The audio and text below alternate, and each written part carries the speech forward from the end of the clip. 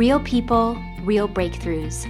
This is the Psychology of Eating podcast, where psychology and nutrition meet to uncover the true causes of our unwanted eating concerns. Your relationship with food will never be the same. Now, here's your host, eating psychology expert, and founder of the Institute for the Psychology of Eating, Mark David. Welcome, everybody. I'm Mark David, founder of the Institute for the Psychology of Eating. We're back in the Psychology of Eating podcast, and I'm with Christy today. Welcome, Christy. Thank you. So, Christy, let me just say a few words to viewers and listeners, and then you and I are going to jump in. So for those of you who are returning visitors to this podcast, thank you. So glad you're here. So glad you're part of our world. If you're new to this podcast, here's how it works. Christy and I are having a first-time session, and we're going to get to have about an hour together today to see if we can push the fast forward button as best we can on a little bit of transformation. So, Miss Christy, if you could wave your magic wand, and I mean this, and get whatever you wanted out of this session, what would that look like for you?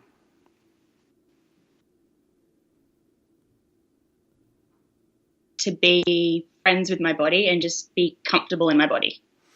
So, to be friends with your body, to be comfortable with your body, what would that look like for you?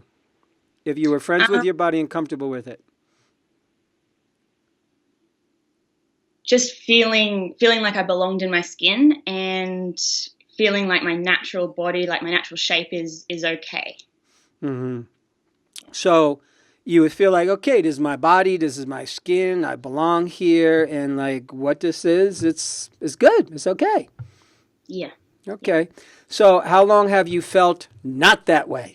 I kind of feel like it's almost in two parts. Like when I was a wee kid, like probably around 8 or 9 or so, like I remember just feeling like I didn't belong in my skin, and just little incidents. Like I remember getting a school photo taken and I had my best friend sitting next to me, and she was a gymnast. And I remember looking down and thinking, why are my thighs like 3 times the size of hers? And then I look back at that photo today and we were both like twigs, and it's like, well, there was something going on at that age where I just didn't feel okay. And then when I was around 14, I developed an eating disorder, and that was quite a big part of my life. And that was when it really sort of took off and ramped up on a whole new level. And I think that sort of still lingers in terms of just not feeling like I'm fine with food. That's not a problem. I'm done with an eating disorder. But I just don't always feel comfortable in my skin. Mm-hmm. Yeah. When are the times that you actually find yourself feeling more comfortable in my skin than I usually do? Yeah. I work in the outdoors, so teaching like rock climbing, kayaking, that type of thing. So like when I'm whitewater kayaking, when I'm horse riding, like being out in nature. When I'm cooking, I feel like it's such an act of sort of self-care. I feel like, I'm here in my body. They're probably the times I feel most in my skin. Mm-hmm. One of the times you find yourself feeling worse, is there anything that you've noticed? Do those times have anything in common? Like if I had to say, I don't know, go out on the beach or wear a bikini or something, I feel like it's just like this shame about my body, like it's different to everybody else's and it's not okay. Like if there was a wee pattern, it would be like more in the evenings, and that's like big picture stuff. Like I guess I still, like I feel better about myself when I'm empty, like in the mornings before I've eaten, and then as soon as I start eating it can escalate throughout the day. But then I have entire like weeks and months where I'm like, I'm good, and then it just comes in all of a sudden, and I wish there was a pattern that I could grab onto, but I often feel like sometimes it just comes. Yeah, makes total sense. How old are you, Christy? 31. 31. How long would you say that I, Christy, have really been working on this, right? My relationship with food and trying to figure this out? I've been like putting my attention on this since... Yeah, in terms of like, I've been recovered from my eating disorder for 4 years, like solid. In terms of working on my body, I feel like, in terms of working on like, my feelings about my body and my thoughts, like I feel like that's probably been since I was 14. But then I feel like that whole process between like 14 and say 27 was just all eating disordered, so I don't know if I could really call it working on. It was all just messed up, if that makes sense. Sure. Brothers and sisters? So I have a sister. She's 4 years older. And then growing up, my parents fostered children. So we had like a ton of foster kids. Uh-huh. So your sister's 4 years older. How's her relationship with her body? She had an eating disorder too. We're not that close, so I don't know how she feels about her body today. I couldn't tell you. Yeah. Tell me about your relationship with your parents. Dad and I get on really well. We definitely understand each other. We're good. Mum and I have a difficult relationship, and I think we've done a lot of work on it. And I think we're at a point where we've both done our best. Yeah. What's the difficulty, would you say?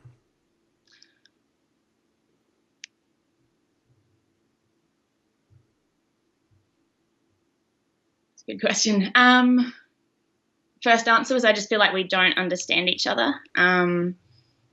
And I guess I wonder if she feels hurt by me, or like she's in a way to blame for my eating disorder, and she really blames herself. Like, she's never said that. That's just sort of my intuitive hit. Yeah. How old is your mom? 66. So if I was talking to your mom right now and she didn't know that you were listening in, and I said to her, tell me about your relationship with Christy, what do you think she would say? She would have a big pause while she thought about it. And I think she'd probably say, I don't really understand why, like what I've done or why it's so difficult. Yeah. I'm not clear about something. It sounds like, from what you just said, like you guys haven't really talked much about your relationship with food and body and eating disorders and kind of where it all came from. It just sort of happened. And like give me a sense of what was the communication? What was the conversation way back when? There was none. It got really distant, really complicated when I was a teenager, just usual teenage stuff ramped up. And I guess there really hasn't been a conversation. And I'll just be straight up right now. I think the relationship's at a point where we're not going to have those conversations. Like, our relationship's pretty limited. Like, we just email, and it's kind of informative, like sort of what's going on in her life, what's going on in my life. But it's better if we don't talk face to face. Like, she lives in another country, so I really feel okay with the level of relationship we have, in that I function really well when we communicate the way we have. So at its worst, what would it look like?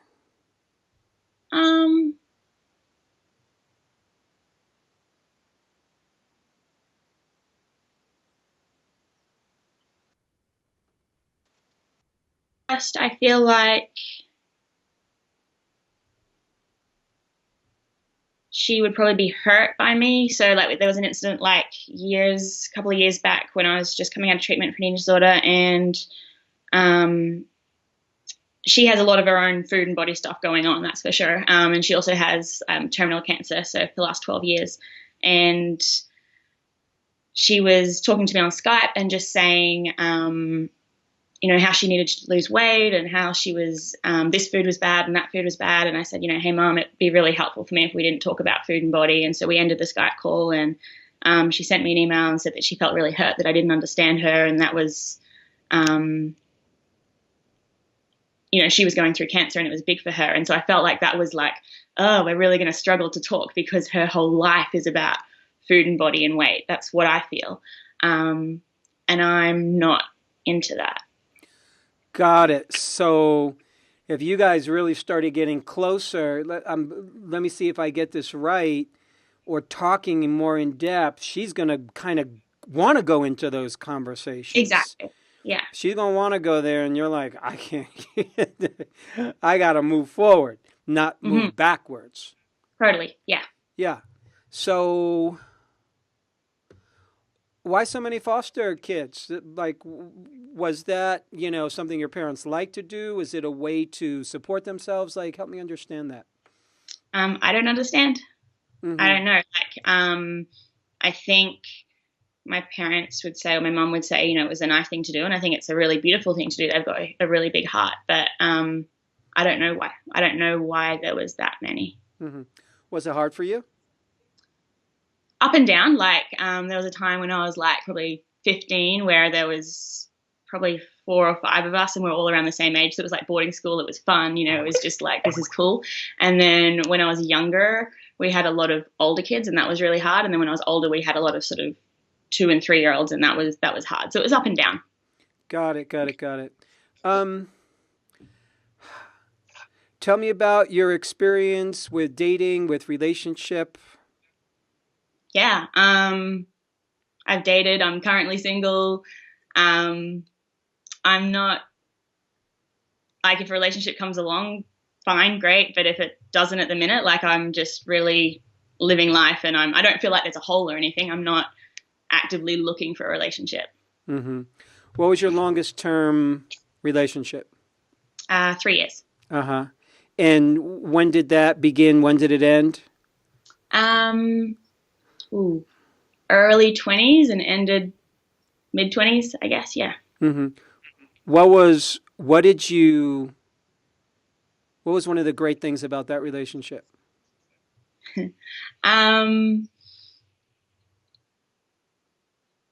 He's like just a really good friend. Like, I just know he just like loves and respects me for who I am, and I feel exactly the same. Yeah.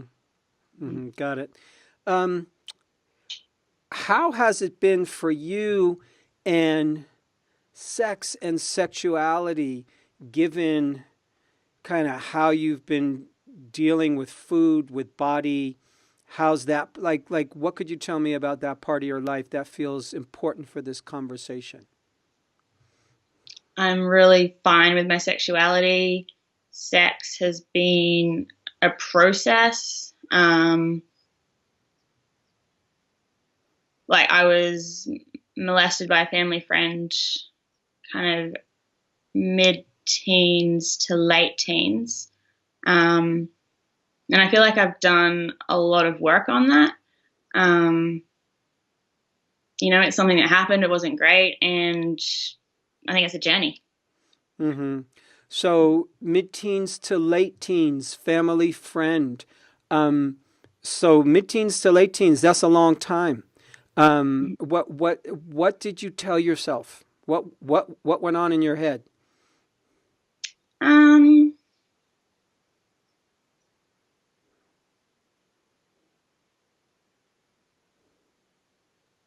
there was a lot going on.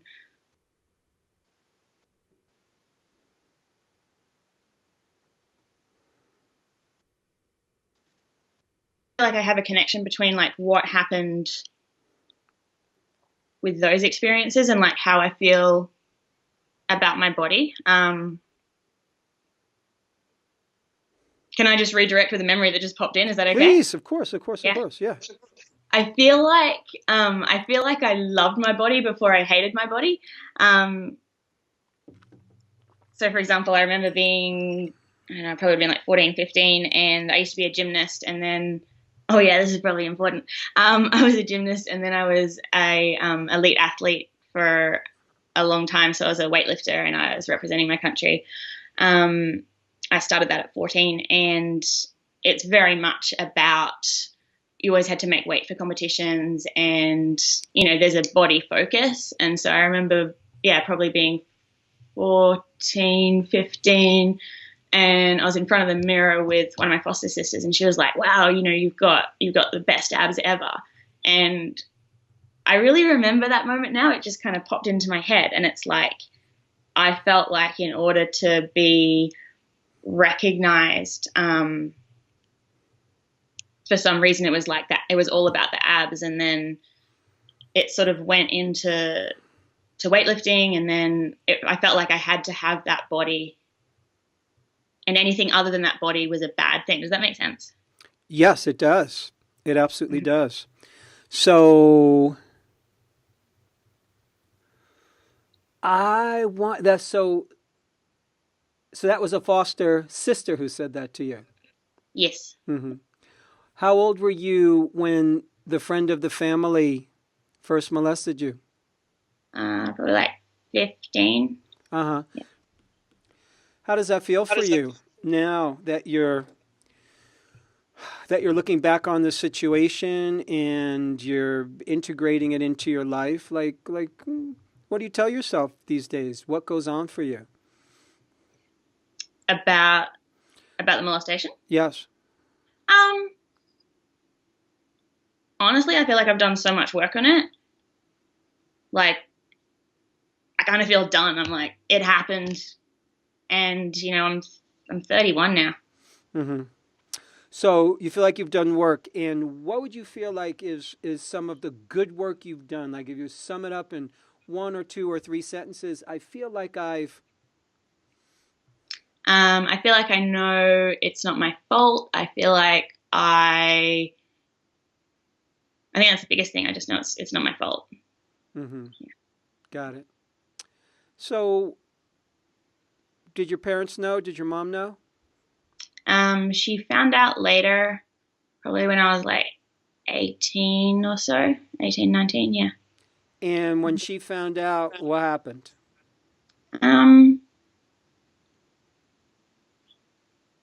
was never a conversation. There was never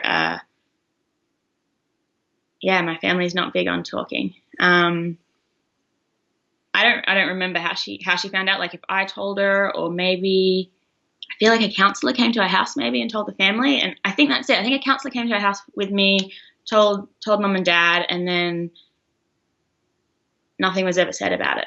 Like that was done in that session, and then no one ever brought it up again. Wow. How was that for you? I think that's just how we roll. Yeah.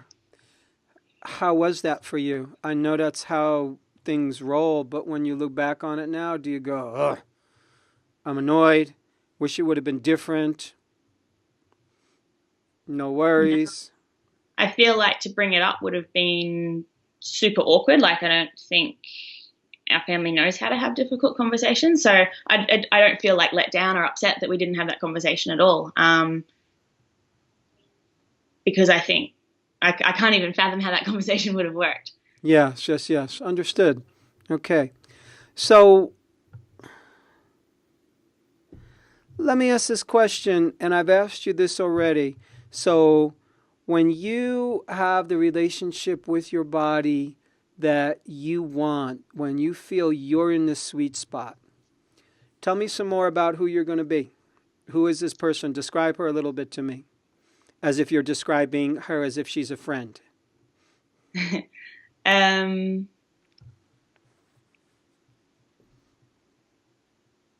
Like really present and focused and just comfortable in her skin.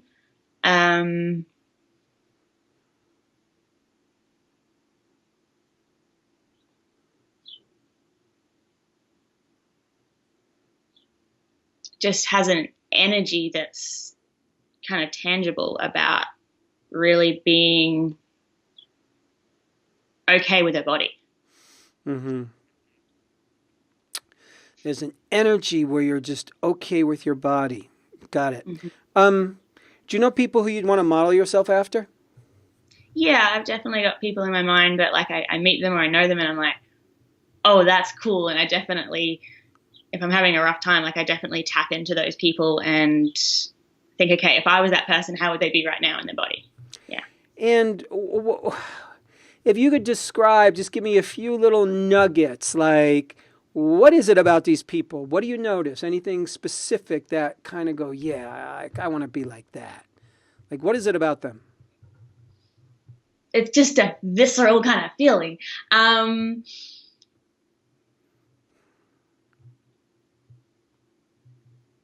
They're just there, like they're present, and it's, and the people that I role model myself off, it's not like they have like the perfect body, it's just, they're just, regular people, all shapes and sizes, but okay with that. Yeah. So they have a sense of okayness with themselves that they just exude no matter what shape or size they might be. Exactly. Yeah. Okay. I'm getting it. I want to go back to your past and to the experience you had of being molested. Do you have any recollection of where you went in your mind at the times it was happening? What you told yourself? This is wrong, or I need to just keep this secret, or like, tell me some of the conversation in your head that you remember. I haven't thought about that before.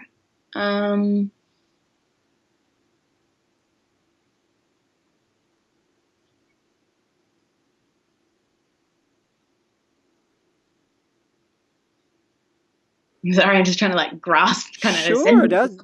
that's fine. It's Um, not an easy question. It's not an easy question at all. So take your time if there's an answer somewhere.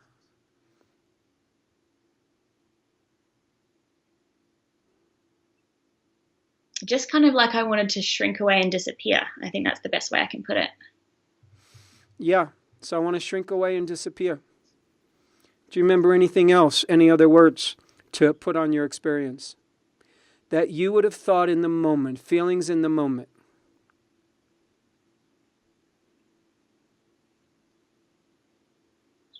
I think I felt bad, for want of a better word, but I don't really have a feeling. Now, when you Like I say, knew, yeah, sorry, like I knew it was wrong, but I, yeah, mm-hmm. So I knew it was wrong. Did you ever voice anything? like in the moment, Yes. no, Afterwards? No. we've never had the conversation. No. Mm-hmm. So these days, your relationship with food itself, are there times you enjoy food? Oh, sorry, you just broke up. Could you say that sentence again? Yeah, these days, when it comes to relationship with food, are there times that you enjoy food? Like you go, wow, I love this. This is great. Yeah. Yes. Mm-hmm. When does that happen for you? Like like yesterday. So at work they provide food for us. There was like this tuna pasta bake, and it was raining, and I was kind of hungry, and I came in, and it was just like, it was hot food. It was a cold day. It was like, yeah, this is good. It was tasty. Mm-hmm. Okay, I get it. So here's what I want to do. Hmm. Ideally, I'd love to have about 3 more hours with you, but we got enough to start to just kind of add to the picture and add to, I think, your body of knowledge relative to where you want to go. So let me just kind of free associate a bit and just say a bunch of things that are on my mind, and we'll see just kind of how things land for you. I want to say in the big picture, you're on a really good trajectory. Thank you. Yeah, you're on a really good trajectory based on where you've been and where you are now. I am very happy for you, because you have had some difficult pieces to deal with relative to the challenges that you face. Difficult piece number one, you're a woman being born on planet Earth. That is enough to make it difficult these days when it comes to the whole body image thing and the whole weight and the whole shape and the whole, am I okay with this body? So right then and there, that's a challenge. Number two, my sense is you also come from a culture, I'm going to compare it to mine, that is not necessarily as expressive, potentially as talkative, or a culture that had or has as much resource as others might have. So, yeah, your story could have been 1,000 different American women that I've spoken to, but quite frankly, there are cultural differences that go down. And the reality is, when you come from a culture where, no, we don't talk about that, we don't speak about that. Yeah, counselor came over the house, and then that was the end of the conversation. That is very hard for a young person. It's extremely hard for a young person because young people are observant. They see the world. They have a sense of how they feel. And when the adult world isn't congruent, when the adult world isn't showing up in a smart way, us younger people at the time go, huh? It's confusing and it doesn't make any sense.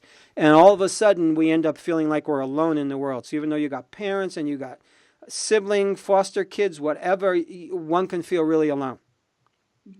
So you had that challenge with your culture. You had the challenge of being molested repeatedly by a man that you knew. That by itself is a terrible offense that will throw anybody into an eating disorder or a disordered relationship with food and body. So that's another challenge. So given all that, and no, wait, one more that made it very freaking difficult for you, like extremely. Even if everything else was perfect, the fact that you were a gymnast, the fact that you were at a young age in your body, and Christy, I gotta tell you this, it's mind-blowing. I have worked with so many female gymnasts, former gymnasts over the years. And there's a time when, especially when you're young, you have an extremely high-functioning, high metabolic rate. You have the toned body.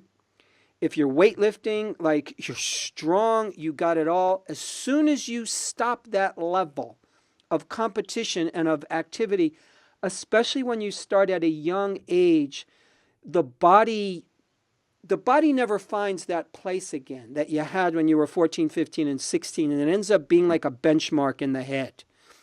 And I kind of feel like it is, yeah. Yeah. And you've even shared that, you had that moment where like this girl said to you, oh my God, you got the greatest abs in the universe. And you're like, yeah, that's me. Yeah. So that makes perfect sense that you would go there. So that by itself is hard. The amount of body dysmorphia and eating challenges amongst former gymnasts is shocking. It's intense because of how high functioning your body is at some point. And then there's always this weird comparison going on. So what I'm trying to say is, given all that, you've overcome your eating disorder. Mm-hmm. You like your body more today, my guess is, than you did. You're better with your body today than you were a year ago, 2 years ago, 3 years ago. A billion times. I feel like I've moved like rugby fields. Yeah. Yes. So what I'm trying to say to you, I'm trying to help you get really present with the fact that you have succeeded greatly. I mean, greatly. I'm like, I really mean this. I can only imagine how hard you've been working. And I know a little bit about you, and you have a lot of energy, and you get very focused, and you're very sincere. And there's a part of you that doesn't quit. Yeah. There's a part of you that just doesn't quit. Yeah, you could be hanging off a cliff and hanging onto a blade of grass, and you ain't gonna quit. And I think there's a part of you that knows it's gonna find its way out. You just don't know how. So that to me is interesting, because here's what I want to say. Here's what I'm trying to communicate to you. It's a little difficult, but I think I could do it. There's a part of you that feels you could be doing so much better. There's a part of you that wants to hit the target and go, okay, love my body now. Done. Finished. Now I'm going to move on from this nonsense. And what I want to say is, I want you, highly suggest, I beg you to change that part of your religion, to change that part of your belief system, because there's a place where you're trying to win the lottery, win the medal, and this thing is gone. And what I'm saying is it's going to be, go ahead. You just broke up. Could you say that with it again? Yeah, there's a place in you. Thank you for asking me to do that. There's a place in you where you're wanting this to just be done, and I'm finished. I love my body. I'm comfortable. Okay, on to the next thing. And what I want to say to you is it's not going to look like that for a long time. What it's going to look like is you're going to do the same thing you've been doing, which is you're going to get better and better and better and better and better. And it's going to be stepwise. So I would love for you to take away the goal called, I'm just going to feel comfortable in my body. Because here's the thing. I know people who feel way more comfortable in their body on average, moment to moment, than I do, than you do, or than anybody else does. So you and I could pick people from our worlds that, oh yeah, right, she's comfortable in her body. He's comfortable. I wish I had that. But I promise you there are times when they're not comfortable. There are times when they get sick. There's times when they're home in front. There's times when they're not fully comfortable. It just happens. You know, there's times when you're going to get up on the wrong side of the bed. There's times when you got into an argument. There's times when the moon and the stars are in alignment and you're just not comfortable that day. So I don't want you to waste time and energy going, oh my God, it's this thing. It's the boogeyman that I still can't get rid of. Because any evidence right now that you get that you're not comfortable in your body throws you into, I'm not where I need to be. Kinda, yeah. Yeah, so I am wanting to address that first and foremost. If that, and we're going to talk about other stuff in this conversation, but if I can help you with that, you will have accomplished a lot in this conversation, because there is a place I am getting where you go into a little bit of, it's partly collapse, it's confusion. You just things go haywire in here. You literally go haywire, and you don't know which way to go. And part of what happens, part of what triggers that, is that you get information, and the information is, I don't like my body today. Okay, looked in the mirror. I don't feel good. I don't like that. I want this to change. You say something to yourself, something, whatever the trigger is, and you go down a rabbit hole. I want you to start to get more conscious before you go down that rabbit hole. That is, I want you to think of what I just said as weightlifting. There have been times in your past when you got weights in front of you, and they're a little bit more than you've lifted before. Or it's at your edge. And you know, okay, I'm going to deal with this weight here right now. You got to be focused. You got to have good technique. You got to breathe. You got to have your eyes open. You got to have your mind clear.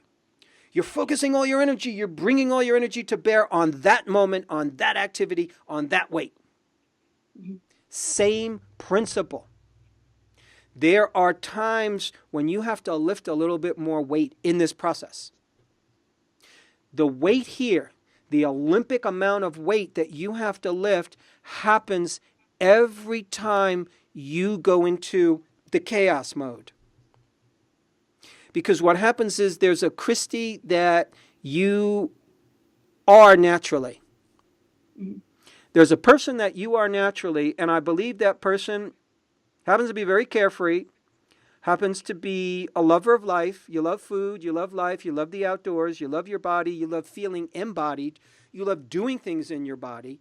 You're a happy person, and you've gotten certain signals from your family, you've gotten certain signals from your upbringing, you've gotten certain signals from your life that that's not okay, that's not good, that's not how we're going to live, that's not what it's about.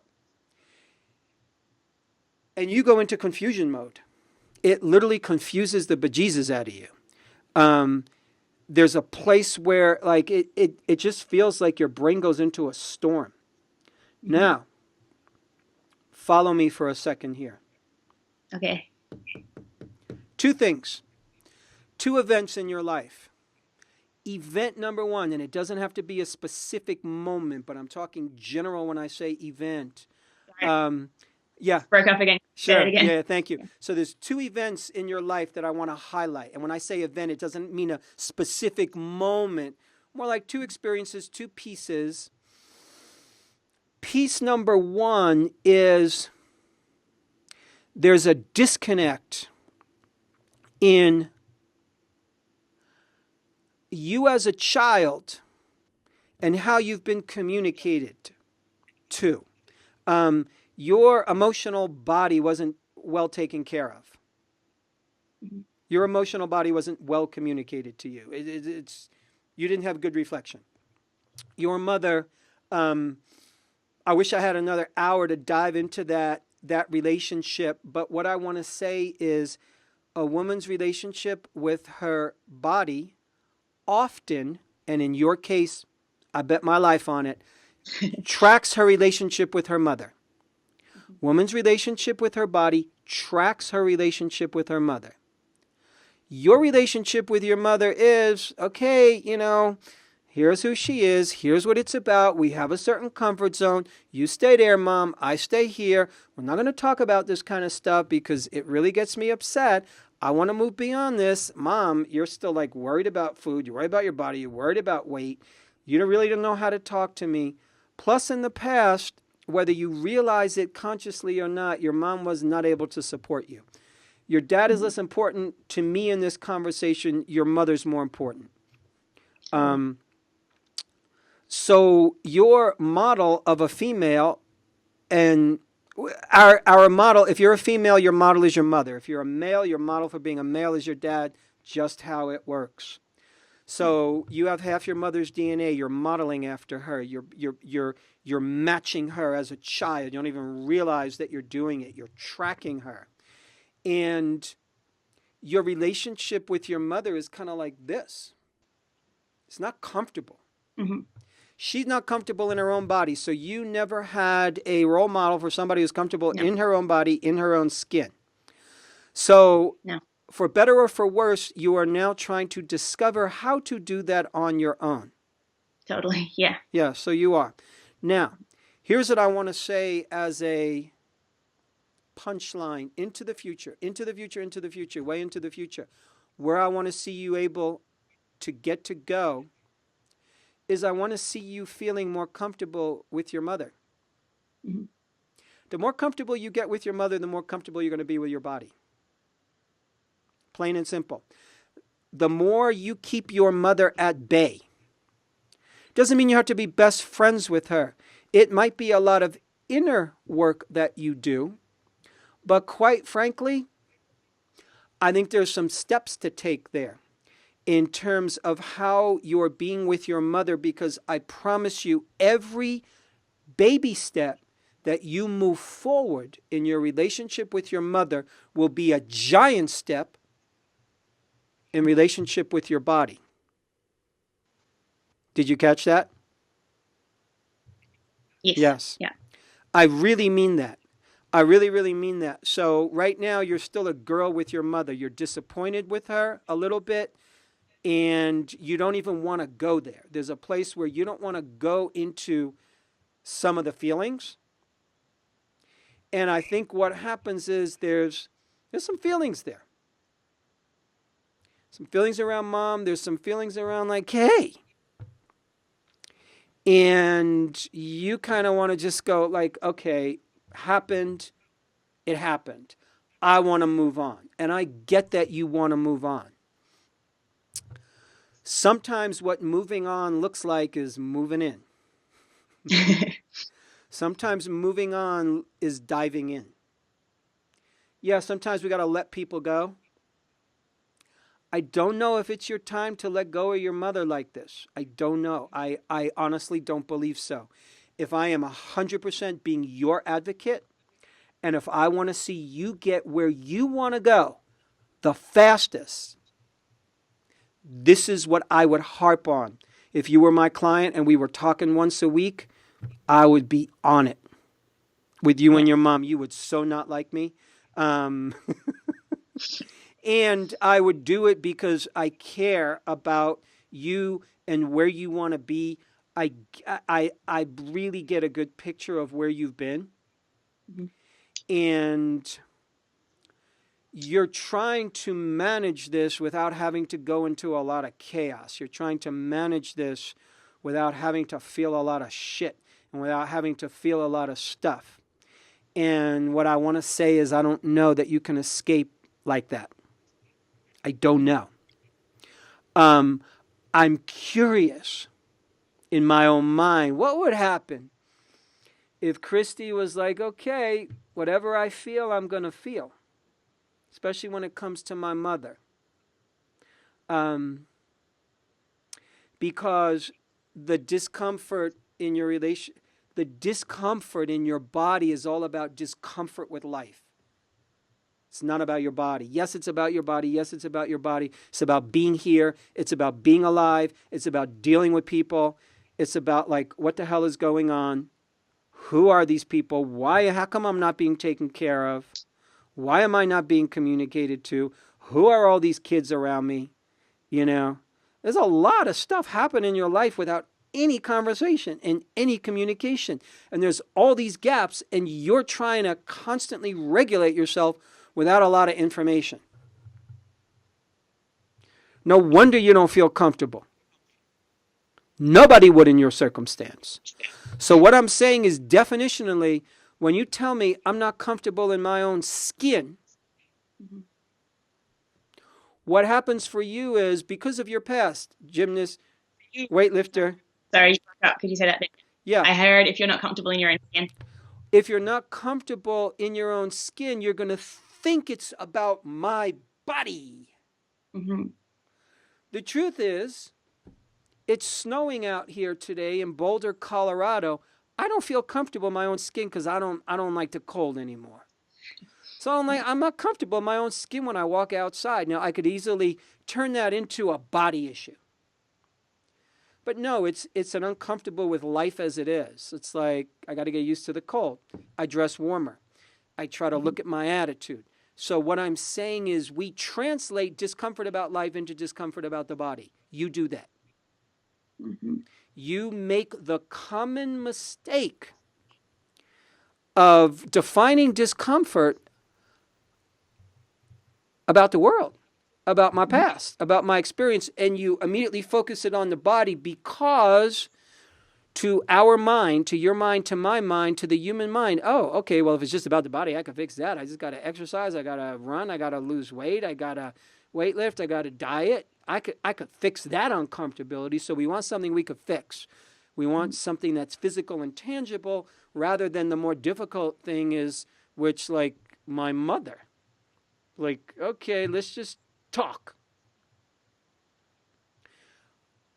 Ultimately, when you're able to feel like you belong in a conversation with your mother, and you could talk adult, you can be an adult in your conversation. What happens is, here's what I think is a difficulty with you and your mother. You're not quite her little girl anymore. You don't live with her. She don't tell you what to do. You're not her little girl. You're your own woman, clearly. But there's another part of you that, when you're talking to her, you go back in time. You time travel. Mm-hmm. The moment you're in her sphere, whether it's on the phone, computer, whatever it is, you go back in time. And that's natural. We all do that. But I need you to start catching yourself, and I need you to learn to stay in present time with your mother and stay in your adult. Can I ask a question about that? Oh, 100%, please. Because we don't really talk. Like, we probably talk at Christmas, maybe a birthday. Like, I don't feel like time travel so much, because we don't actually talk. Uh-huh. Like, okay. If we were to, sure. Okay. So what if your mother, what if you woke up tomorrow and you got a call Mom died peacefully in her sleep last night. Would you feel there was anything left unsaid? No. No. I feel like, and I've thought a lot about this, and I've wondered, like, is it cold of me? But I really feel complete with my relationship in the sense that when I say I've worked to the best of my ability, and I think she's worked to the best of hers, like I really feel we've both given it our best shot. Nice. Interesting. So we've both given it our best shot. So you've reached a point where you feel like, okay, I've done my work over here with this lady.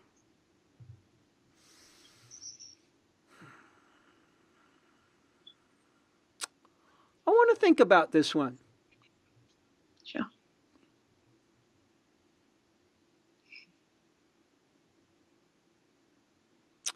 What would she say if she knew she was going to die peacefully in her sleep tonight? Do you think she would say to me, "Yeah, I'm complete with Christy. I don't have anything else to say"? I don't think she's complete. I feel complete. Mm-hmm. Got it. Got it. Okay. And I hope this doesn't sound like rude of me, but I don't feel like it's my job to make sure she's complete. That's her job to make sure she's complete with the people that she needs to be with. And I sense that, but I feel like if I were to hit her up about it, I don't know that I would get that honest answer because I don't think she knows how to. And like, I don't judge her for that. It's just, it's the whole family. Like you look at the generations and you're like, I get it. Like I get where it comes from. And I've done a lot of thinking on it, and I don't know that she'll ever get to say what she wants to. And that's okay. I mean, it's just where it is. Yeah. Okay. I hear you. So then I guess what I'm looking for is the inner shift then. Mm-hmm. So there's an inner shift that I'm looking for. And the inner shift, here's what it looks like when it happens in my experience. When it comes to a parent, when it comes to graduating, I'm calling it graduating because I in my experience, and I've gone through this in my own life personally, and I've walked this journey with so many people, and I'm not just talking about clients, just friends, family, loved ones. There's a place where we make peace with our parents and we make peace with our past, and where we can see our parents like we see any friend, any other human. Oh, God, yeah, that was you. That must have been hard being you. God, no wonder you did all those behaviors. No wonder you acted like that. Here's your context. Here was your upbringing. Here was your life. Deep breath, and I get it, and I forgive you, and I understand, and I'm complete. Right now, to me, your completion, what it feels like, is it feels like the end of a chapter, and it don't feel like the end of the book. Cool. You with me? Yeah. In the end of a chapter, it feels like you've needed to like just draw this line for your own sake. Yeah. Makes sense to me. That's another smart thing you've done.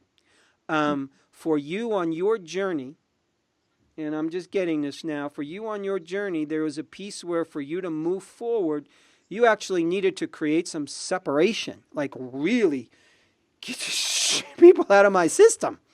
Absolutely. Yeah. Get these people out of my system. Who am I?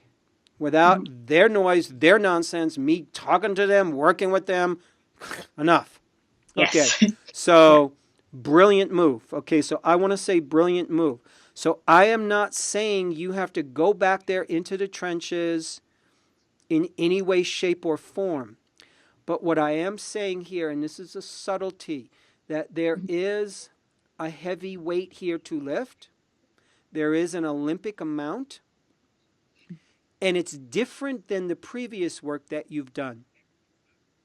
And it's an inner shift where you become an adult in relationship to your parents, in this case specifically your mother.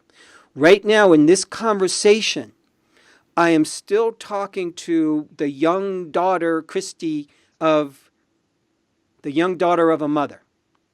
I'm not talking to 31-year-old you. I'm talking to, like, I don't know. Sometimes it's 15-year-old you. Sometimes it's 30-year-old you. We're just trying to get it right contemporary. Because as you're able to look at that from, as you're able to look at that from more of a big picture, there's going to be a little bit more comfort for you. Mm-hmm. That's all I want to say about that piece. But I want to cycle back for a moment to this place where you go into confusion. So you, to my mind, suffered the kind of trauma. I'm going to call the molesting a form of trauma. It might not occur to you as that. It might. I don't know. But a trauma is a stressful event that is hard to metabolize. Yeah. Okay? You have done very well in metabolizing that experience. No doubt. No doubt, no doubt. You've done amazing at metabolizing it. We're not done. You're not done. You're not done, you're not done, you're not done. And that's okay. Because this is your new Olympic training. And in the Olympic training, there's days like, I thought I did this already. I thought I did this work. And this is a very human dilemma. We often work very hard at something and we think we're done. And we are at that time. And then we circle back again. So there was a trauma that was committed. And in the moment of that trauma, in those moments, something happens in your mind. So I was asking you questions. Where did you go in your mind? What were you saying to yourself? So there was not a lot of information that you were able to give me, which is understandable because A, it's going to be in part memory challenge. B, because a part of you had to check out. Yeah. A part of you had to not be there. You said to me, what you were able to say was, yeah, there's a part of me that wanted to get small and disappear. You said two things. A part of me that wanted to get small and disappear, number one. Number two, there was a part of me that felt like this is wrong. So you knew enough to know that this is wrong. You also knew enough that you were in a stress response. One aspect of stress response is you fight, you duke it out with the attacker, you run from the attacker, or you freeze with the attacker. Fight, flight, or freeze. You went into freeze. I'm a freeze. Yeah. You went into freeze. So check this out. You go to that place. You go to that freeze place. Every time you hit confusion zone about I'm uncomfortable in my body, oops, I ate food, there's a place where certain things trigger you, and it's probably it's we don't have time to go into it now, but there's probably a number of different things trigger you where you go into freeze response around your body. And in that freeze response, what's happening is confusion. It's just confusion. You don't know what to do, which is what was happening years ago when you were being assaulted. You didn't know what to do. So you did the best you can do, which is disappear as much as you could. Yeah. Mm-hmm. So what is happening now is we always repeat an offense until we heal it. We repeat an offense until we heal it. So you will repeat that offense. How do you repeat it? You go to a similar place. The similar place called, oh my God, this is not okay. This doesn't feel right. I don't know what to do. Freeze response. And in that freeze response, you lose your brain. You lose how smart you are. You lose your power. And you just, and nothing works. That's where I want you to catch yourself. Because in these days, for 31-year-old Christy, the truth is, Ain't nobody touching you. That shouldn't be. You're still the smart, powerful woman that you are. You just go into forgetfulness in that moment. And you time travel into a past. And that past is also similar, I'm guessing, to moments when you're a kid growing up and input doesn't make sense to you because the world is not making sense. The world is not being congruent. And you see that and you know that, and it causes breakdown. And in those moments, these days, you have to catch yourself and deep breathe. Because there's a place where when you abandon yourself, part of you eventually goes into problem solving. Part of you goes into, oh my God, why is this here? Why am I doing this? What's happening? What do I have to fix? Yeah. And those are the wrong questions. I mean that. Those are the wrong questions. That's where you go because that's what's helped you. Over the years, you've started breaking it down. You've gone, okay, wait a second. This isn't good. How do I fix this? How do I address it? So that strategy has worked for you, and it does work, and it's a great strategy when it's a great strategy. So there's another strategy called, when you're in those moments, it's not what do I need to fix? What do I need to do? What do I need to not eat? What do I need to eat? What do I need to tweak in my brain? How do I love my body better? When am I going to ever be comfortable with myself? How come I can't be like her? Oh, if I was more like her in that moment, then I could. Instead of problem solving, it's time to feel in those moments. It's time to be your best friend and be with yourself and breathe and be in freaking chaos. Be in extreme discomfort. You want to get out of the discomfort. I am asking you to breathe in that discomfort. Previously, you could not get out of the discomfort of sexual abuse. You could not get out of the discomfort of an upbringing where like people ain't talking to you in a good way. You couldn't get out of that discomfort. You were trapped. Agree, you were freaking trapped. This is not a good situation. Now, you're not trapped. So now you can start to feel. And you don't have to worry about your parents. You don't have to worry about an attacker. You're safe. And this is your time to then be with yourself, be in the discomfort, be in the pain. It's no different than, I don't know, if you're walking and you sprain your ankle and you drop to the ground, that hurts. And when you sprain your ankle, it's good that you're on the ground, and it's good that you're hurting, and it's good that you're yelling because you need assistance. And that hurts, and that's a sign that I'm in pain, I'm in discomfort, I need to be with myself till help comes. So it's kind of like the same thing. I'm asking you to get present in a place where you normally like start to do stuff and start to figure stuff out. And that's your signal to be a good mother to yourself. Yeah. If you were a good mother to yourself, it would be, Christy, I love you. Take a deep breath. I'm going to be with you as long as you need me right now. I'm not going to leave your side. Mm-hmm. This hurts. This is painful. I'm hating my body right now. She has a better relationship with her body. I feel so bad about myself. I want you to feel the feelings as opposed to trying to fix the feelings or get out of the feelings. Yeah. Are you with me? I'm with you. Because your environment taught you how not to feel. Yeah. So, and you've been learning how to feel. I know you give yourself that. I'm not saying you don't give yourself this and you haven't taught yourself that. I'm just saying, let's keep going. Let's keep doing this. And here's the place to really start to bring your awareness and your attention. This is what your mother couldn't do for herself. Yeah. The reason why you hit a wall with your mother is because there's a place, God bless her, where she can't move beyond in her own self. So if she can't mature herself, she actually can't be a good mother to you.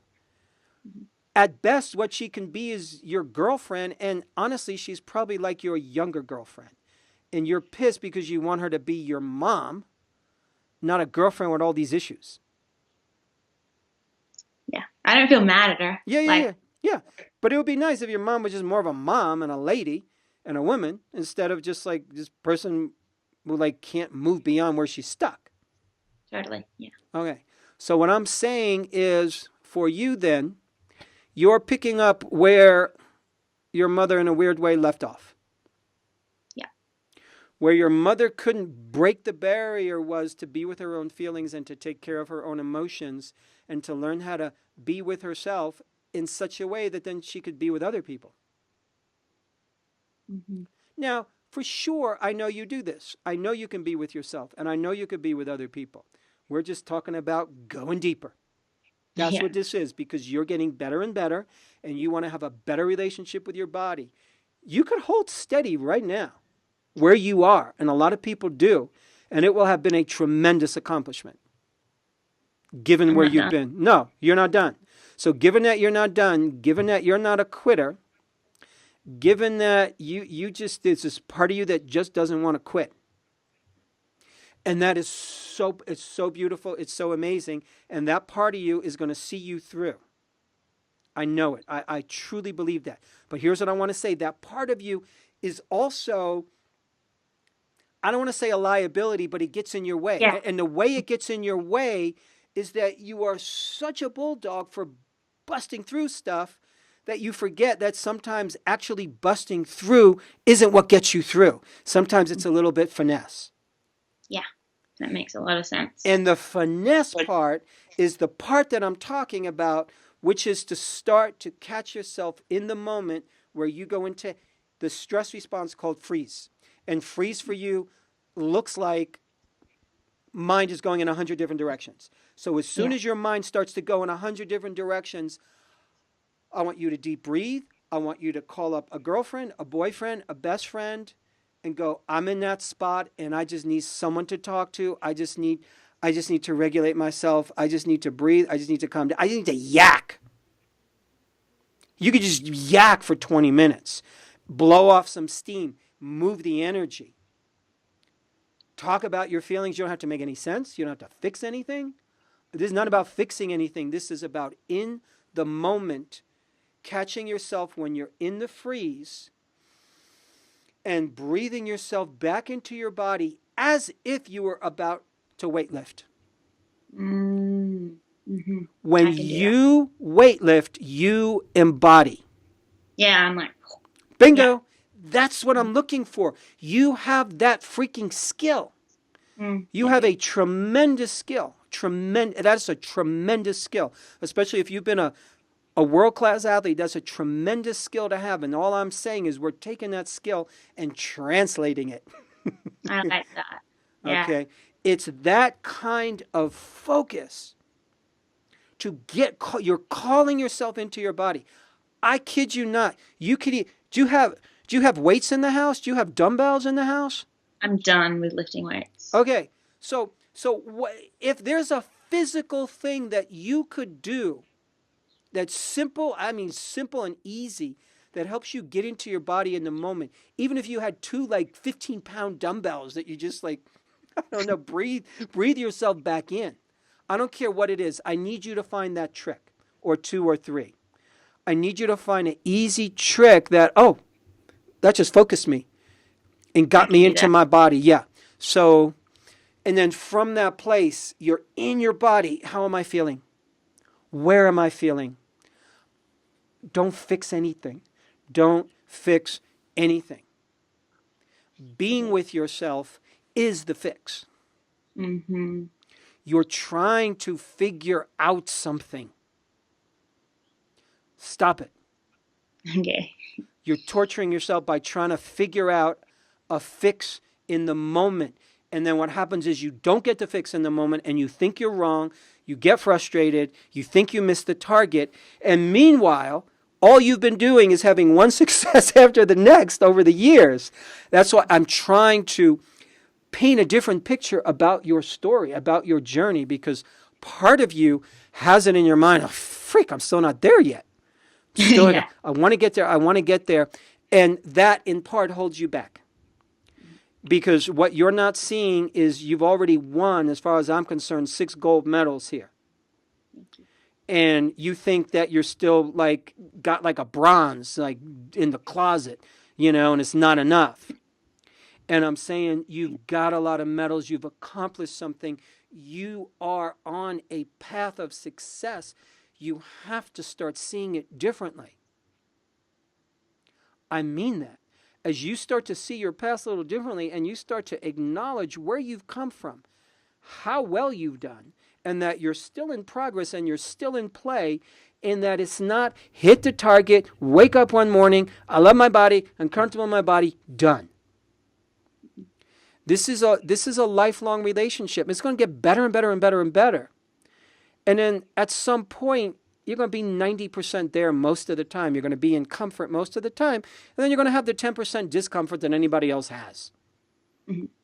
No biggie.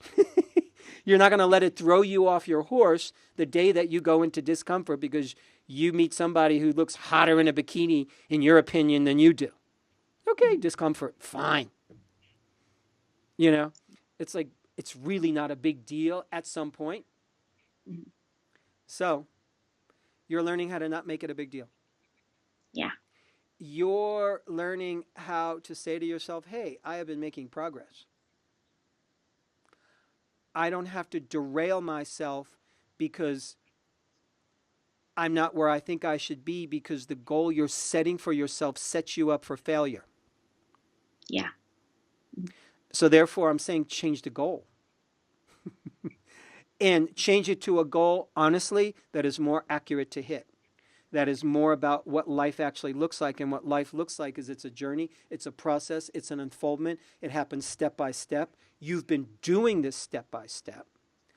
I know that you want to get this thing done with. That's good. So I'm with you. That's good. I get it.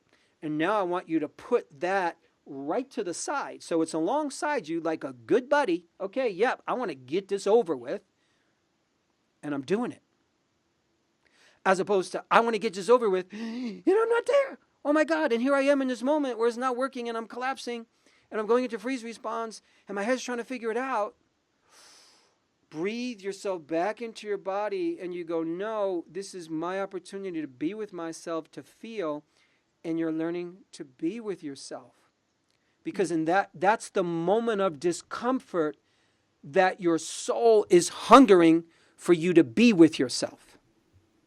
That place, when you learn how to be more comfortable there, is what's going to save you. Yeah. You try to get out of that place because that place is where the offenses were committed. You were molested in that place, and you were brought up in that place of we're not communicating to you, we're overriding your emotions, they don't count, we just want you to disappear, be small, and just whatever. And now you're learning to stay awake in that place because you're a woman, you've learned some things, you're safe, and you're raising yourself now. So, we are at that time, but I am wondering, has any of this been helpful and useful for you? I feel like I've been hit by a truck and I need to sleep for a week. It's a lot to digest, but I think it's well on the mark, I think. And I like the idea of changing the goal because I think, I'm asking the wrong questions. It's not about fixing it. It's just about being with it. Yes. Yeah. That's going to change everything for you, Christy. I mean that. I truly mean that. I really feel like I have a sense of you and your earnestness and your motivational force, your inspirational power. And all I'm saying is we got to adjust some of these dials here so that you could use that force and that power effectively. By setting a goal that is reasonable, asking the right questions, being more in alignment with how life actually works, which is step by step by step. Yeah. Cool. I am so glad we had this chance to connect and talk. I really am. Me too. Thank you. Yeah, you are welcome. And I threw a lot in your court. I really did. So if you're feeling like you got hit by a truck, I get it. I just wanted to put out there my best that I have to offer. It was a good truck. Yeah. All right. That's great. Ms. Christy, so we get to have a follow-up session in a handful of months. And feel free to, email me and just kind of let me know, give me an update, but we'll do a follow-up. Somebody in your team will reach out. And I thank you so much. I really do. Thank you. All right. And thank you, everybody, for tuning in. I really appreciate you being part of our world. Once again, I'm Mark David on behalf of the Psychology of Eating podcast. Take care, my friends. I hope this was helpful. Thanks for listening to the Psychology of Eating podcast.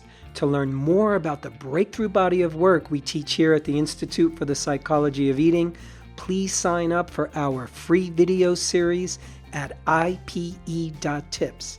That's I for Institute, P for Psychology, E for Eating.tips, TIPS. You'll learn about the cutting-edge principles of dynamic eating psychology and mind-body nutrition that have helped millions of people forever transform their relationship with food, body, and health.